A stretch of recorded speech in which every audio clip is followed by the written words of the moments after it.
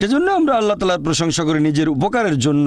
আর সে কারণেই আল্লাহ তাআলা পবিত্র কোরআনে বলেছেন সূরা তাহা অধ্যায় নম্বর 20 আয়াত নম্বর 14 যে অবশ্যই আমি আল্লাহ সুবহানাহু ওয়া তাআলা, আমি আল্লাহ, আমি ব্যতীত কোনো উপাস্য নেই। অতএব প্রতিদিন আমার ইবাদত করো, আমার জন্য নামাজ আদায় করো প্রতিদিন।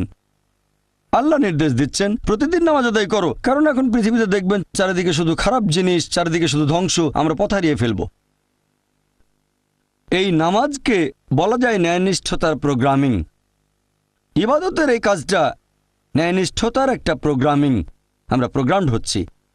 একজন ডাক্তার বলবে যে ভালো স্বাস্থ্যের জন্য দিনে কমপক্ষে 3 বার খেতে হবে, তাহলে জন্য স্বাস্থ্যবান আত্মার জন্য প্রত্যেক দিন কমপক্ষে 5 ওয়াক্ত নামাজ পড়তে হবে। তাহলে ইবাদতের সবগুলো কাজেই আমাদের উপকার হবে। আল্লাহ পবিত্র কোরআনে বলেছেন সূরা বাকারা অধ্যায় নম্বর 2 আয়াত 183 তোমাদের জন্য রোজার বিধান দেওয়া হলো যেমন বিধান দেওয়া হয়েছিল তোমাদের পূর্ববর্তীগণকে, যাতে করে তোমরা শিখতে পারো আত্মসংযম। আমরা রোজা রাখি কেন? যাতে আত্মসংযম শিখতে পারি। এখনকার মনোবিজ্ঞানীরা বলবেন যদি